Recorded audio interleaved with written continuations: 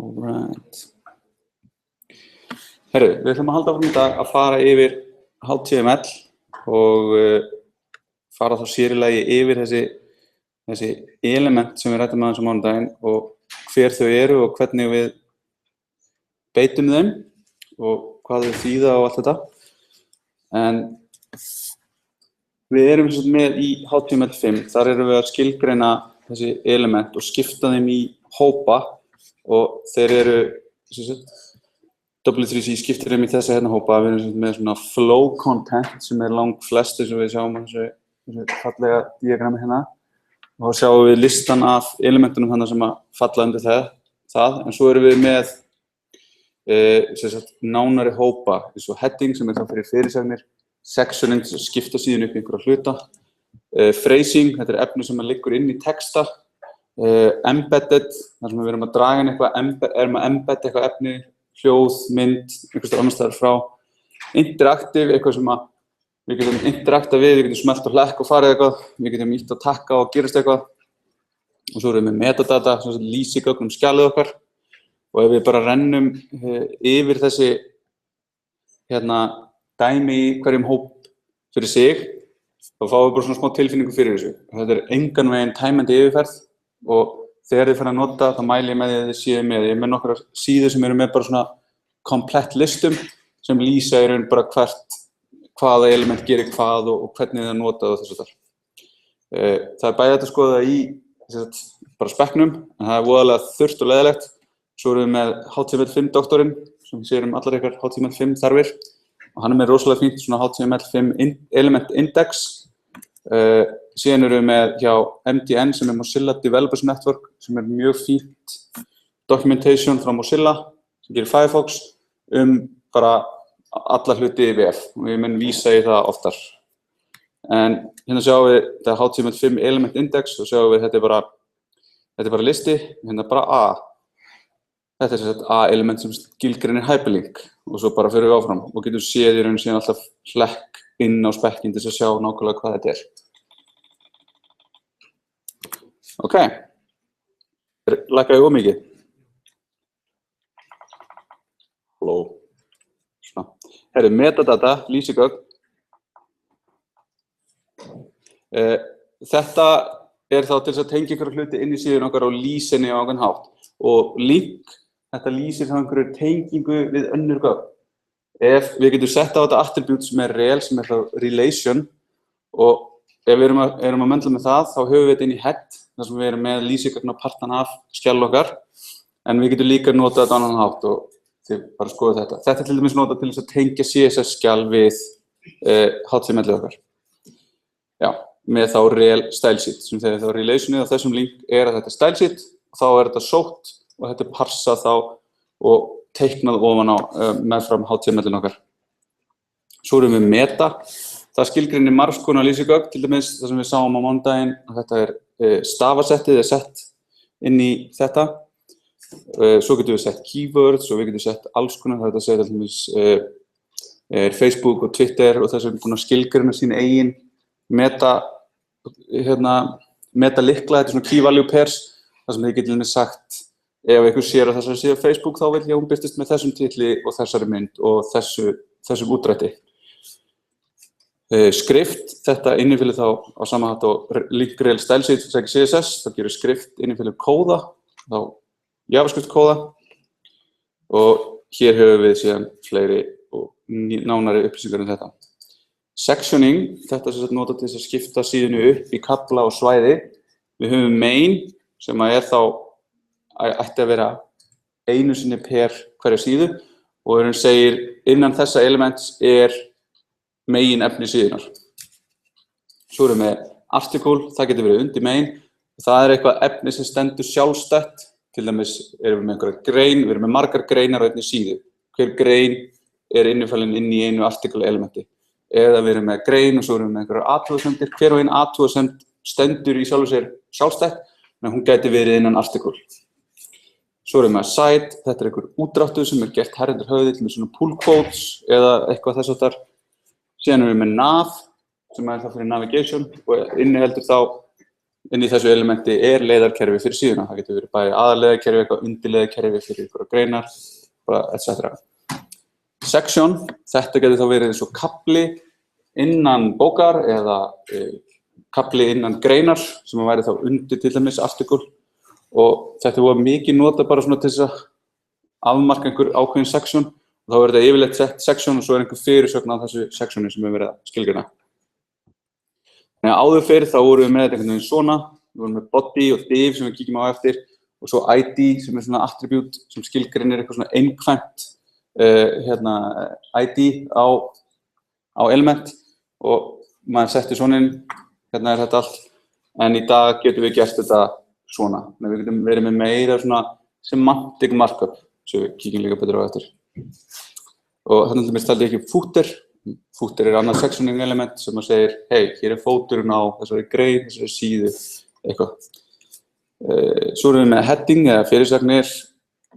Þær eru skilgreindar með elementum sem heita H1 og til og með H6. Þannig að H1, 2, 3, 4, 5, 6. Og H1 er þá mest mikilvægt og H6 er minnst mikilvægast af fyrirsögnin. Og síður, kaflar og svæði geta haft sínar fyrirsagnir. Síða síðan hefur skilgreinda útlínu sem skilgreinst að þeim köflum, svæðum og fyrirsögnum.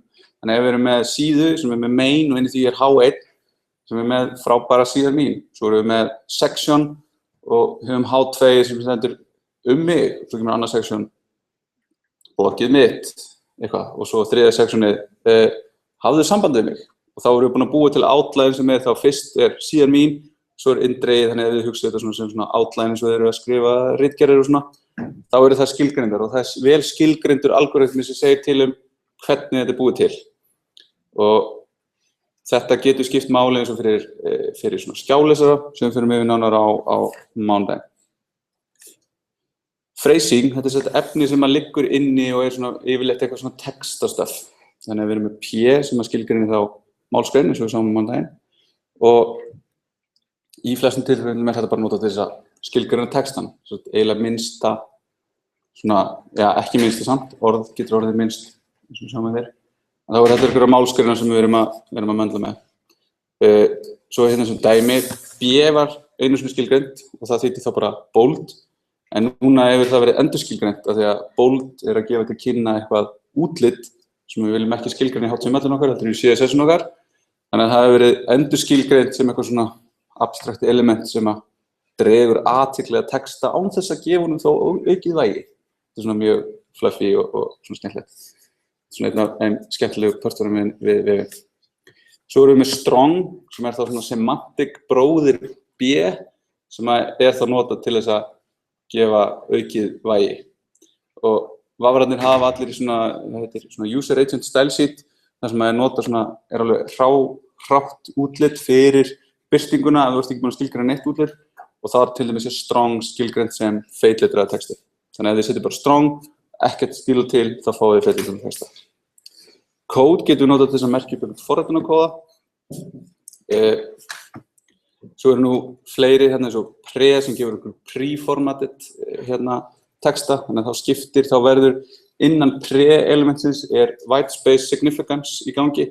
Þannig að ef við erum að draga inn textan eða gera eitthvað við hann, þá er tekið til þess. Þannig að þá oft nota maður pre og code saman til þess að merkja eitthvað forritunarkóða. Þá er, eins og við vitum, er white space mjög mikilvægt þegar maður er að reyna að birta eitthvað kóða og þá vil maður að það sé tekið til þess. En svo erum við með embedded sem er það eitthvað svona innfellt efni og þá er yfirleitt erum við að nota img sem bætir við mynd. Þetta er með elstu elementunum í HTML og hefur mjög lítið breyst síðan bara að gera það senast núna bara í fyrra, þar sem var bætt við í raun nýju attribúti en við erum með þess að source attribute, þannig að við segjum bara img elementið, source attribute sem að vísa þá myndina með þá slóðina myndina, annarkvæmst relatíft eða absolute path á hana, þess að HTTP eitthvað eða bara, þú veist, foo.jpg í sömu möppu, skoðum þetta aðeins þegar við förum að gera verkefni og sjáum hvernig þetta virkar allt saman.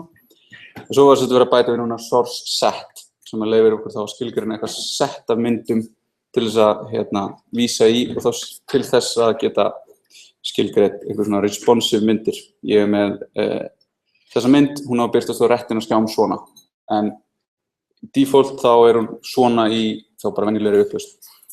Og þannig getum við látið vafrana vera ekki að sækja óþarflega stórar myndir til þess að birta á tæknisvistið eða ekki. En fyrir nánar út í það þarf við að skoða responsive. Svo erum við audio og video. Þetta var bætt við í HTML5 til þess í raun áður fyrir þess að maður nota bara Flash til þess að geta gert eitthvað svona mynd, hljóð, dót. En núna getum við nýtt þetta og bara birt eitthvað myndband eða spila eitthvað hljóðbrot.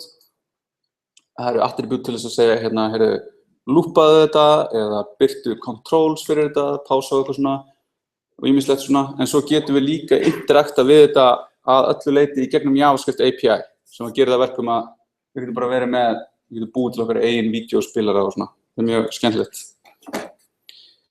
Síðan object sem bara svona einhver utanaðkomandi hlutur sem við erum að bæta við, einhver auðlind sem við viljum sækja inn í síðun okkar og langflestum tilfellum þetta Flash. Einu sinni var það Flash og svona Java eitthvað drasl, en það blessunarlega ekki lengur í gangi. Og Flash svona hægt og rólega að hverfa og verður alltaf minna og minna relevant. Síðan höfum við interactive element sem eru það einhver sem við erum að interakta við og eru svo gagnvirk. Sjáum við ekki bara við eigum við þau og þau gera eitthvað og það verður gaman hjá okkur.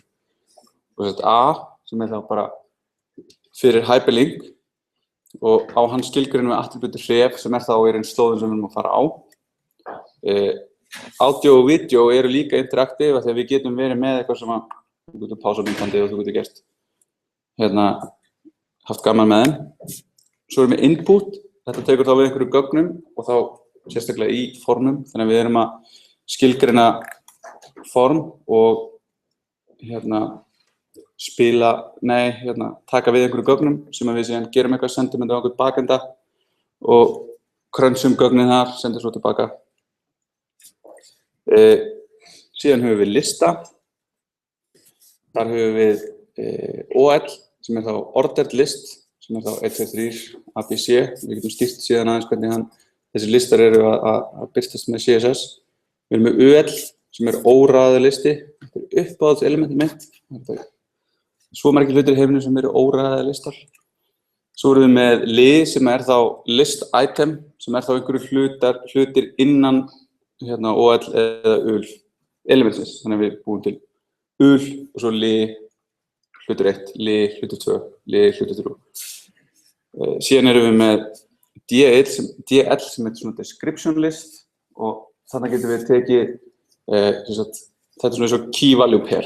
Þannig að við erum með eitthvað spurningu til dæmis og svo erum við með eitthvað svar undir henni. Eða við erum með þessu orðabók, eitthvað orð og svo skilgreininguna. Það getur verið margar.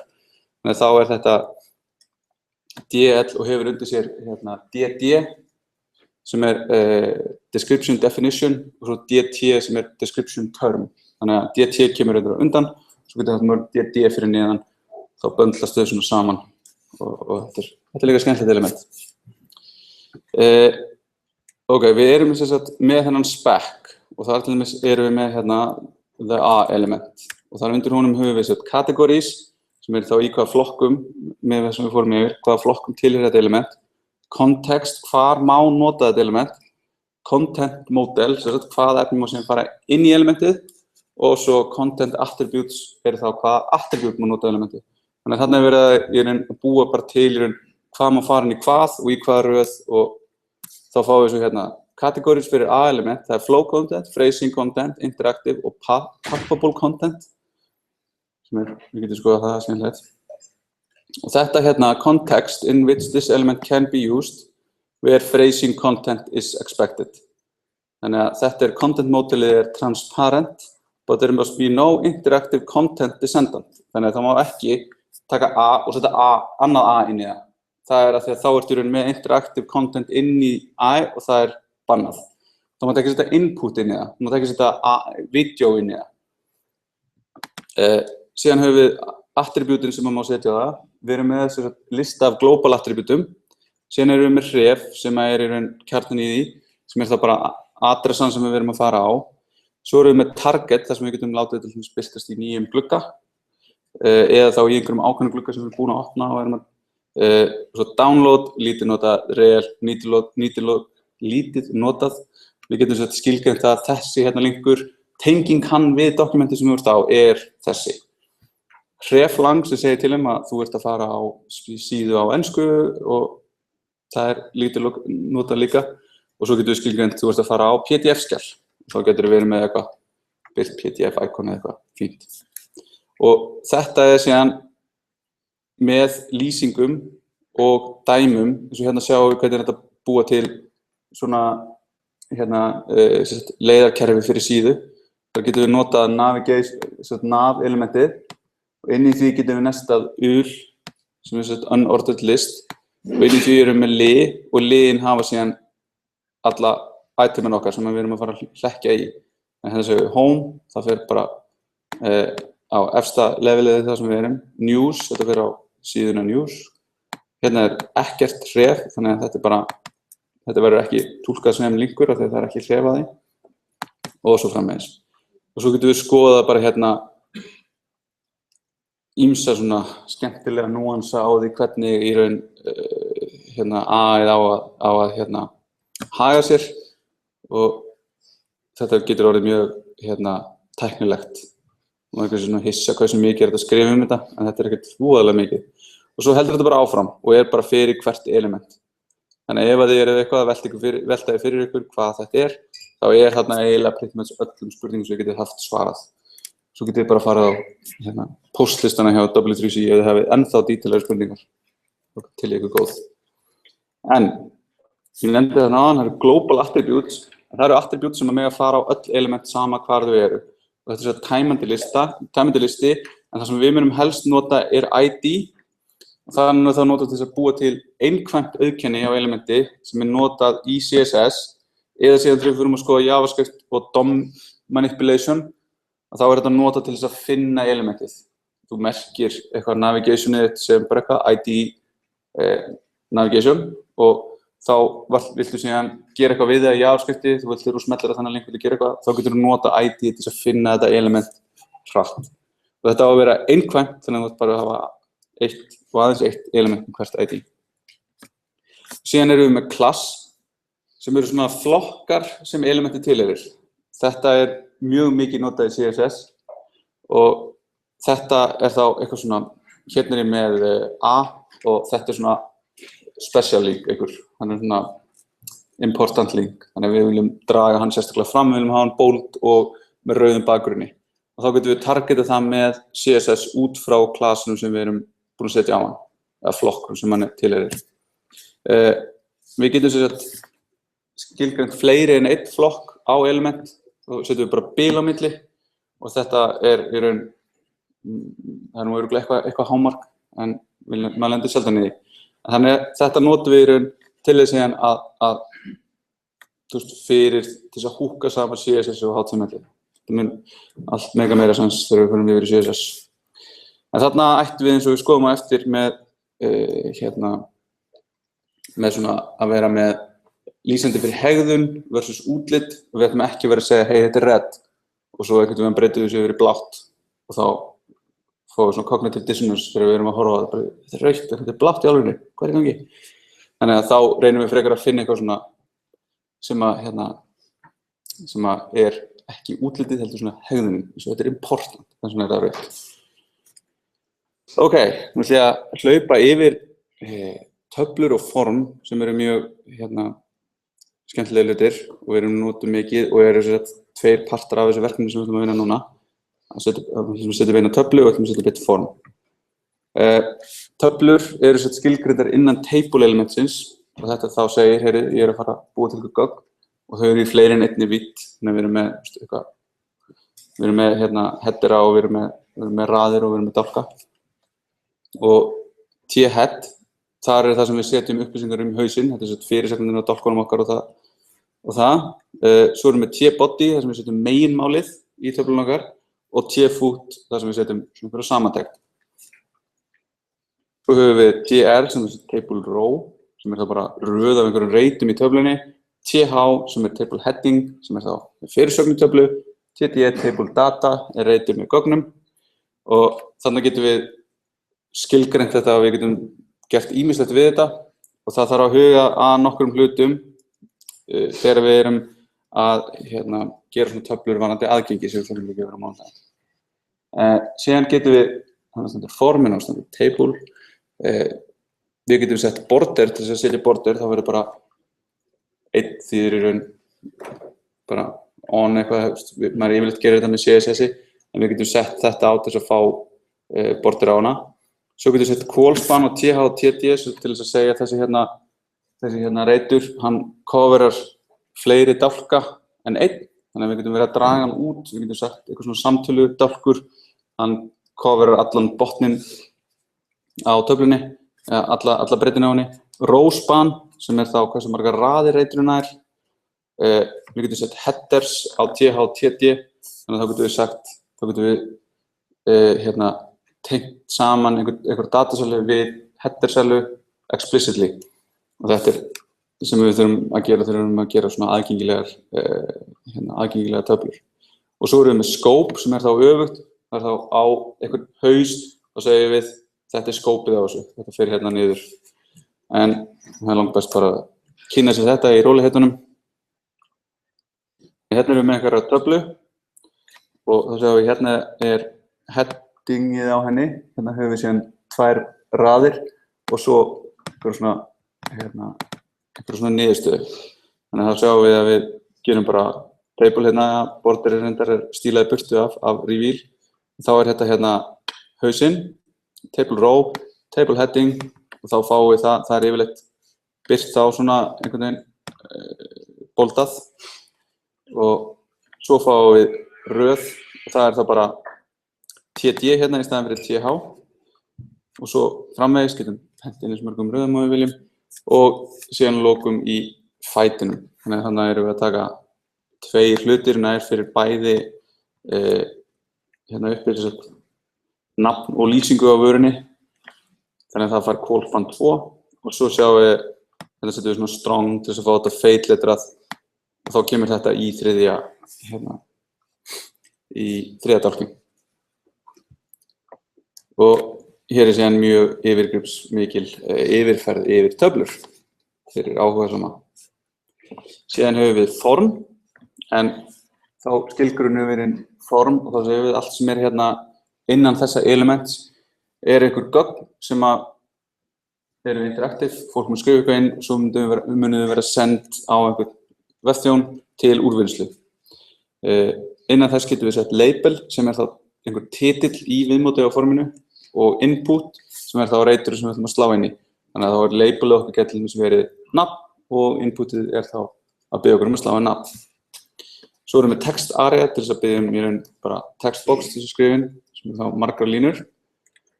Field set hópar hluta af formi saman, þannig að við segjum hérna eru persónuupplýsingar, hérna heimili og hérna eru eitthvað annað. Þannig að við hópum þetta saman. Og á field set getum við sett sem child element legend sem segir þá þetta legendið á þessu, þetta eru persónuupplýsingar. Þá mun það vera birt, yfirleitt þetta svona sett border utanum og legendið sett svona efst í borderið. Síðan erum við með margar tegundir af inputi en þessi svona sem mest notað bara eitthvað textbox, halló og síðan getum við breytt í raun þessu type attribúti til þess að fá aðra hegðun. Þegar við setjum radio þá fáum við radio button sem þá ef við gefum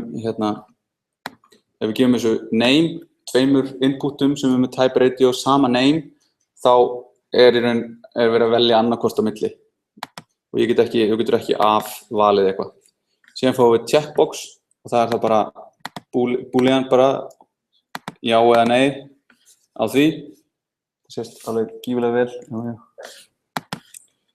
Svo erum við með search sem ný típa í HTML5 sem alveg eins og input text sem við fáum svona hreinsa hérna. Það sést mjög illa út af kontrastmálum hérna en ef við smelli hérna á þetta X þá hreinsast reitur upp.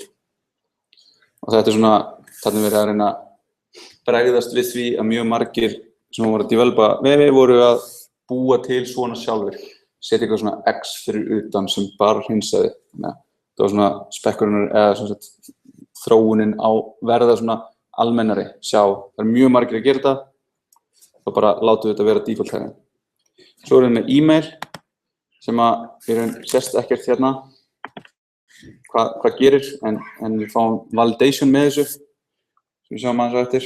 Svo erum við URL, sama sést ekkert hérna, en helsta við þessi og svo hinn element sem við höfum kíkja nokkur önnur, að ef þið eru að nota einhverja snjallsíma eða tabletur eða eitthvað svona, að þá breytist lyklaborðið. Þannig að ef þið eru með type e-mail, þá fáið þið til dæmis upp @merki default í svona þessum auka stöðum sem eru. Ef þið setjum URL, þá fáið þið .com og tvípunktur og forward slash sem default. Þannig að þá þarf ekki að vera að skipta milli lyklaborða til þess að finna þau. Þannig að þetta er svona auðveld leið til þess að gera líf notandi okkar aðeins auðveldara. Svo erum við tel, samanskapi, ef þið hefur þá síma, þá færið upp símanúmers lyklaborðið strax. Á flestum tækjum og svona your mileage may vary, en þetta er pælingin. En defaultið ef þetta er ekki stutt, þá fellur þetta bara alltaf aftur í text. Það er default hegðunin á inputi. Þannig að þá er engin skaði skeður. Svo erum við með number og range, þannig að við fáum svona slider og það er þetta skilgreina honum hversu, hvað er 0, eða frá og til og hversu mörg step hann er. Þannig að þá getur hann verið að hoppa svona á milli. Svo erum við með date, þannig að til dæmis í Chrome fáum við upp eitthvað svona date picker sem er skelfilega lélegur. Þannig að þetta er svona flott hjá okkur, gerir betur, en þetta er ekki það gott að maður geti nýtt þetta í einhver svona production vef. Þetta er yfirleitt ekki það nógu gott. Svo er þetta ekki stutt nógu mikið. Svo week, sem er svona líka skilgreina viku númer og time, sem er þá bara fyrir klukku og date, time, local, sem er þá fyrir mitt local og color, sem opnar þá eitthvað svona color wheel sem er bara specific við stýrikerfið sem þú veist á. Ok, svo erum við með attribute á inputinu okkar. Við erum með name, sem er það sem við viljum yfirleitt alltaf skilgreina, sem er þá nafnið á breytunni. Þannig að þegar við erum búin að fylla eitthvað út í formið, og við erum með input sem er type text og name sem er name og við ítum á submit og þetta fer aftur á bakendaþjónun okkar, þá fer eftir í hvaða kerfi við erum að keyra þar, en þar munum við sem geta vísað í þetta gildi eftir nafninu á breytinu. Þannig að þá getum við sagt eitthvað form, name. Þá getum við sagt, Jói var hérna að koma og gera eitthvað. Já, þetta er í lagi og eitthvað og vistu það í gagnagrunn og gerum eitthvað. Þannig að þetta er svona aðalatriði þegar við erum að vinna með gögn sem við erum að senda á bakenda, skilgreina name. Síðan getum við sett required, sem er svona boolean attribute, að við krefjumst þess að þessi reyti sé fyllt út í hann. Placeholder, einhver texti sem er til staðar áður en við byrjum að skrifa. Autofocus, þegar við hlöðum síðuna, þá munum við fókusa beint í þennan reit. No validate, ekki keyra villucheck á þessum reit af einhverju ástæðu. Þessu getum við breytt með JavaScripti. Pattern, skilgreinum eitthvað regular expression sem mun vera keyrt á og validata þegar notandi submittar forminu. En það er einmitt að submitter form, þetta er vandað þarna hjá mér. Ef við setjum input type submit eða button, þá getum við sett svona reit hérna eins og sést alveg gífurlega vel. Ef við stekkum þetta, já, þetta stekkast ekki neitt. Hérna erum við með eitthvað e-mail og ég þarf að skrifa eitthvað hérna inn og svo hérna senda. Þannig að við kíkjum hérna eins og baka tjöldin. Þá sjáum við að við erum hérna með form. Þetta er DevTools hérna og munum kynnast þessu betur seinna. En hérna erum við sett með form og við erum með label. For er attribute sem við setjum á label sem að vísar í eitthvað ID og það segir þegar þú smellir á þetta hérna, finndu þá elementið sem er með ID sem er í for hjá mér og settu fókusun á það. Þannig að þegar við smellum á e-mail, þá fáum við fókus hér. Hérna segjum við setjum type email, name email, ID email. Þannig að þetta svona svolítið verbose, en þetta mun þá segja að þetta mun vera validata sem email. Þessi breyta heitir email þegar við fyrir bakendan og ID-ið sem að nota fyrir for email. Alltaf sama, en gegnir allt mismunandi hlutverki. Og svo erum við hérna með required attribute sem segir, ef þú reynir að submitta þessu, þá verður þetta að vera ekki tómistrengurinn. Og þá sjáum við hérna input type submit, value senda. Þetta munur triggera það að formið mun sendast. Svo eru 2 attribute á formið sem vantaði líka hjá mér í hérna. Annað heitir method sem segir til og með hvaða HTTP aðferð ætlar við að senda gögnum í þessu formi. Það er annarkvort get eða post. Við munum sjá hvað það þýðir hérna. Og svo er action sem í raun eins og href sem segir hvert á að senda þetta með þessari HTTP aðferð sem skilgreindir. Þannig að ef við prófum núna að segja senda, þá fáum við validationið úr browsernum. Og validationið á e-maili er bara einfalt, það vill bara ég slá inn @merki og punkt og senda. Ég þarf að segja einhvern staf, svona, senda. Og ég ger ekki neitt, þannig ég skilgreindi ekki action og ég skilgreindi ekki method, þá var það default get á sömu síðu þú ert á. En nú erum við bara komin aftur á sama stað ég var á. En já, hérna er þetta svona, og hérna er annað. Hérna erum við með eitthvað text, hérna erum við með eitthvað pattern sem við viljum uppfylla, sem síðan placeholder fyrir þetta pattern. Þannig að við viljum fá gögn á okkur ákveðnu formi, reikningsnúmer eitthvað, og ég ger eitthvað svona. Please match the requested format. Ok, þannig að þá þarf ég að fylla út í hérna 1, 2, 3, 4, 5, 6, 7. Nei, ég kom inn. Svo bæti ég við, það var ekki. Og þá í raun, þetta gefur til kynna formið sem ég vil fá þetta inn á, en þetta í raun það sem í raun og veru að validata. Þannig að þetta er bara eitthvað regular expression sem skilgreint. Mozilla Developers Network, MDN, Forms Guide, í HTML5 spec, HTML5 input types, hérna á HTML5 Doctor og hérna svona þessi nýju attribute sem við getum farið yfir. En þetta er svona, þegar við förum reyna að muna eftir þessu, þegar við förum síðan að senda stöff tilbaka, þá er rosalega gott að fara yfir þetta og sjá munin á því hvað er hvað og svona og hvernig þetta er. Þegar maður gerir mistök, þá getur maður verið svona haldið þetta sé bakenda megin eða client megin og fyrir rúalegu tími að debugga. En ok, nú er 5 mínútur til að tala efni sem mér mjög hjartlegið, sem merkingafræði, sem það að þegar við erum að búa til eitthvað HTML, þá viljum við ekki bara velja einhver element og setja eitthvað inn í þau og setja einhvern veginn á síðuna og bara stíla þau síðan til með CSS. Heldur viljum við reyna að velja sem réttustu elementin sem eiga við það sem við erum að gera. Og þá erum við reyna að tjá ekki eitthvað útlit, heldur einhverja merkingu. Síðan þegar við erum búin að búa til okkar fullkomna HTML-skjal, þá snúum við okkur á því að nota CSS til að láta líta fjárið vel út. En við höldum þessu svona conceptually aðskildu. Við erum með framsetningun á gögnunum og útliti á gögnunum, ekki það sama. Og það alveg mörg elementi sem við sáum sem eru hægt að nota til þess að stýra í raun merkingunni og skilgreina merkingunni, en síðan getum við líka notað attribute og þá getum við sagt eitthvað strong, extra important og þá getum við stílað einhvern veginn öðruvísi til. Hérna er svona dæmi. Hérna segjum við eitthvað orð og setjum bara b utan á það og svo b sem er break sem skilgreinir bara línubil, ekki setninga, hvað sem heitir, og við fáum þetta út svona. En þegar við skoðum þetta, þá vitum við ekkert hvað er þetta fyrirsögn. Þá þurfum við að vera að lesa eitthvað út úr kontekstinu. Þetta er svona implicitly verið að skilgreina, þetta er fyrirsögn, ég seti bold, auðvitað er þetta fyrirsögn, hvað það er. En við erum með H2 sem segir explicitly, þetta er fyrirsögn.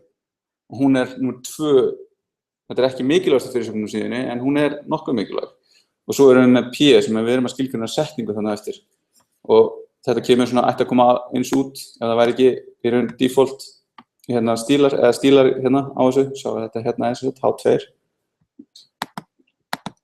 Þannig að þetta er mjög gamalt og hérna er grein frá 2002 fyrir þetta er búið að vera mjög lengi í umræðinni, mjög lengi.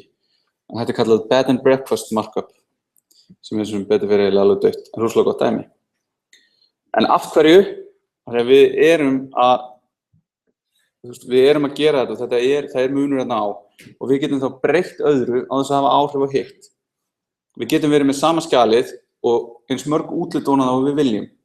Og við getum skoðað hérna í dæmatíma til dæmis eða getum skoðað heima. Þetta heitir CSS Send Garden sem var mikið notað til þess að ýta undir þetta. Þá var gefin út 1 HTML-skjal, svo máttu hverju sem senda inn nýja hönnun og þá gat fólk búið bara til algjörlega ólíka vefi en alltaf með sama efnið. Og þetta einfaldar viðhald, ef við erum ekki alltaf að gera eitthvað skrítið, við getum gengið að þessu, þetta nokkurn veginn að við vitum hvað í gangi, að þegar breytingar eru dýrar og þetta getur aukið aðgengi að vef sem við skoðum á mánudaginn. Og svo ef það eru einhver aðrar en fólk sem að skoða vefinn sem að notar augun sín, sem sér að þetta bold og þess vegna þetta mikilvægt, þá getur þetta hjálpað. Þannig að við getum sjáum það líka eins og Googlebot og svona þjónustu sem að sækja efni og gera eitthvað við það. Og svo geta vafrar gert ýmislegt nytsamlegt við þetta sem þeir hefði ekki dottið í hug, bara þegar þér dætti, þú settir þetta í heading, þá getur komið einhver vafrið sem að birti svona quick navigation til vinstri, þú smellir bara fyrirsekundar og hoppar á milli. Og þetta snyrtilegra og þetta faglegra og við erum snyrtimenni og við erum fagleg.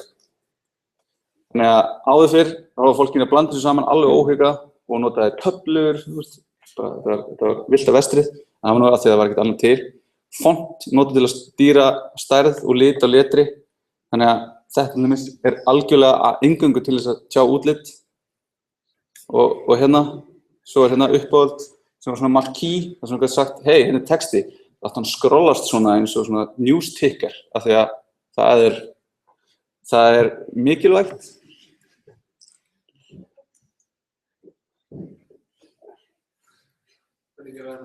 Það er líka að segja ykkur það. Herru, svo eru element sem úrelda, en þið gætu rekist á þau að ferða ykkur internetið. Center, og font. Þetta er ekki leyfilegt að nota þetta. Þið getið það að browserinn mun birta þetta fyrir ykkur, en það er bara því að hann er svo ótrúlega góður við ykkur.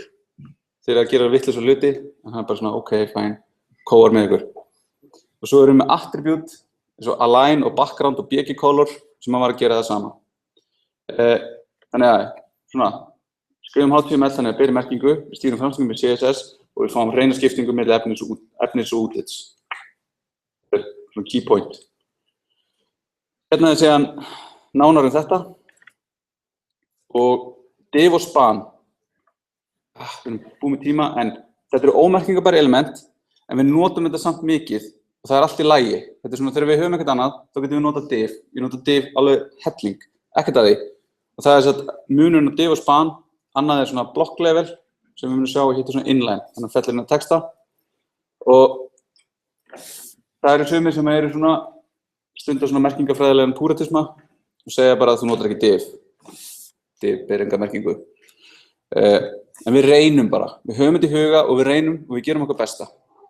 Og ef við ætlum eitthvað, við eyðum ekki löngum tíma í að finna eina rétta element fyrir efnið okkar. Við bara flettum við listan, svo bara ok, div, alltaf. Og svo er hérna 2 mjög góðar greinar, svona counterpoint greinar þetta. En, takk í dag og sjáumst á mánudaginn. Góða helgi.